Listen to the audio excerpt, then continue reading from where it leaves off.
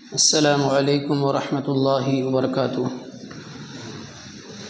حامدا ومصلیا اما بعد، عن ابی ہریرۃ رضی اللہ تعالی عنہ ان النبی صلی اللہ علیہ وسلم قال: من غدا او راح الى المسجد اعد اللہ له فی الجنۃ نزلا کلما غدا او راح، متفق علیہ۔ آج کے درس میں ہم جانیں گے کہ مسجد کی طرف پیدل چل کر آنے میں کیا فضیلت ہے، اور آدمی جتنی دور پیدل چل کر آئے گا، جتنی بھی مسافت طے کرے گا، اس کا کیا مقام ہے، اہمیت کیا ہے۔ بسا اوقات ہمارے بعض مسلمان بھائی، دینی بھائی اس وجہ سے نہیں آتے ہیں، یا یہ عذر اور بہانہ پیش کرتے ہیں کہ کافی دور ہے، اس لیے ہم یہیں پڑھ لیتے ہیں، کسی کے بھی پیچھے نماز پڑھ لیتے ہیں، چاہے وہ شرک کرنے والا ہو، اللہ تعالیٰ کے بارے میں غلط عقیدہ رکھنے والا ہو، چاہے بدعت و خرافات کرنے والا ہو، کہتے ہیں کہ سب کے پیچھے جائز ہے۔ صحابہ کرام دیکھیے، بڑی دور دور سے آ کر جماعت کے ساتھ نماز پڑھنے کو ترجیح دیا کرتے تھے۔ حضرت ابو ہریرہ رضی اللہ تعالیٰ عنہ بیان کرتے ہیں کہ نبی صلی اللہ علیہ وسلم نے فرمایا، یہ حدیث بخاری اور مسلم میں موجود ہے، کہ جو کوئی بندہ صبح یا شام میں مسجد جاتا ہے نماز ادا کرنے کے لیے، تو اللہ رب العالمین اس کے لیے جنت میں مہمانی تیار کرتا ہے۔ اللہ رب العالمین اس کے لیے جنت میں مہمانی تیار کرتا ہے، یعنی اس کی ضیافت کے لیے جنت میں اللہ رب العالمین تیار کرے گا کہ جب میرا بندہ آئے گا تو فلاں فلاں نعمتوں سے لطف اندوز ہوگا، فائدہ اٹھائے گا۔ کب کب؟ کلما غدا او راح، جب وہ مسجد میں جائے گا، صبح میں یا شام میں، تب اللہ رب العالمین جنت میں اس کے لیے مہمانی تیار کرے گا۔ اب سوچئے، دن میں ہم کتنی مرتبہ مسجد میں آتے ہیں نماز پڑھنے کے لیے، ہفتے میں کتنی مرتبہ آتے ہیں مسجد میں نماز پڑھنے کے لیے، مہینے میں کتنی مرتبہ آتے ہیں نماز پڑھنے کے لیے، سال میں کتنی مرتبہ ہم نے نماز پڑھی ہے جماعت کے ساتھ اور مسجد میں آ کر۔ اللہ رب العالمین ایسے نمازیوں کے لیے کیا کرتا ہے جنت میں۔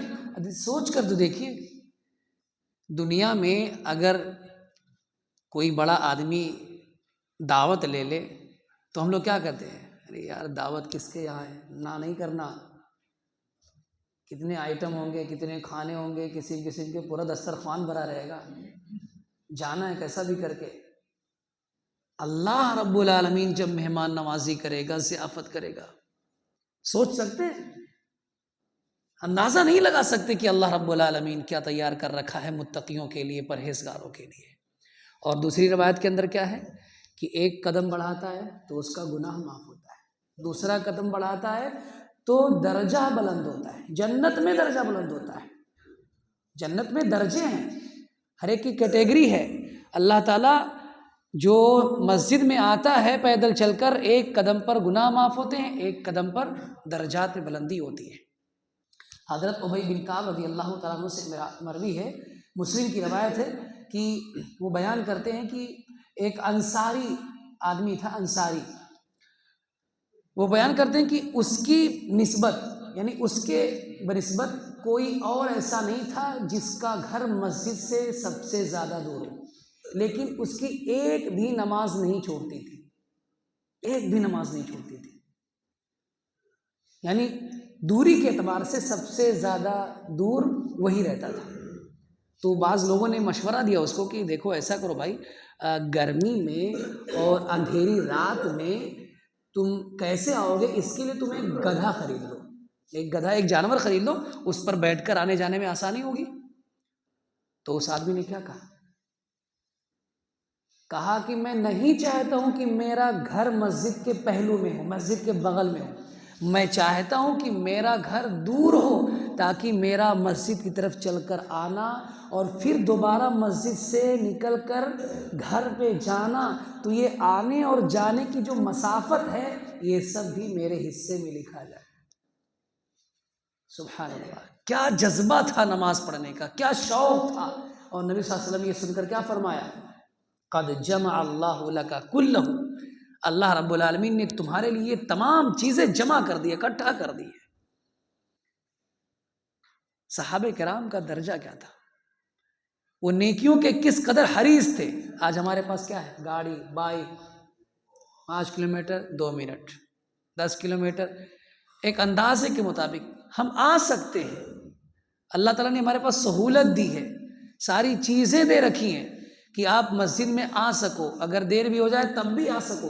اس کے باوجود شیطان نے ہمارے اندر سے عبادت کے شوق کو کم کر دیا ہے، ختم کر دیا ہے، اور ایک حیلہ کر دیا ہے، یہاں بھی تو جائز ہے، یہ بھی تو پڑھ سکتے ہیں، تو مانی تو جائے گی نا۔ یہ شیطانی جذبہ ہے۔ شیطان صرف ایسا نہیں ہے کہ آپ کو برائی اور چوری، شراب، ڈاکہ اور حرام خوری میں کر کے، کبھی کبھار وہ نیکیوں کو کم درجے پہ لا کر بھی بہکاتا ہے، کبھی کبھار آپ کو کم درجے والی نیکی بتاتا ہے۔ مثال کے طور پر جیسے نماز ہوتی ہے، جب بندہ سوتا ہے رات میں تو شیطان کیا کہتا ہے جب اٹھنے کو ہوتا ہے؟ ابھی رات بہت لمبی ہے، بعد میں پڑھ لیں گے، یہی خیال آتا ہے نا۔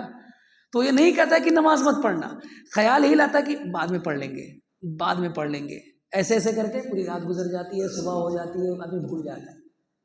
تو شیطان ایسے بھی انسان کو بہکاتا ہے کہ یہ کر لو، یہ بھی تو جائز ہے، یہ بھی تو مانی جائے گی۔ نہیں، ایک مسلمان کے دل میں، ایک مومن کے دل میں نیکی کرنے کا جذبہ پیدا ہونا چاہیے، زیادہ سے زیادہ نیکی کرنے کا۔ اللہ رب العالمین ہمیں توفیق دے کہ ہم نمازوں کی پابندی کریں، باجماعت نماز پڑھنے کے لیے ہم حریص ہوں۔ اللہ رب العالمین ہمیں اس کی توفیق عطا فرمائے۔ اللہ رب العالمین ہمارے ان بھائیوں کو جو اپنے گھروں میں رہتے ہیں، نماز کے لیے نہیں آتے ہیں، اے اللہ رب العالمین تو ہمارے ان بھائیوں کو توفیق دے کہ وہ مسجد میں باجماعت نماز ادا کرنے کے لیے آمین۔ وآخر دعوانا الحمد للہ رب العالمین۔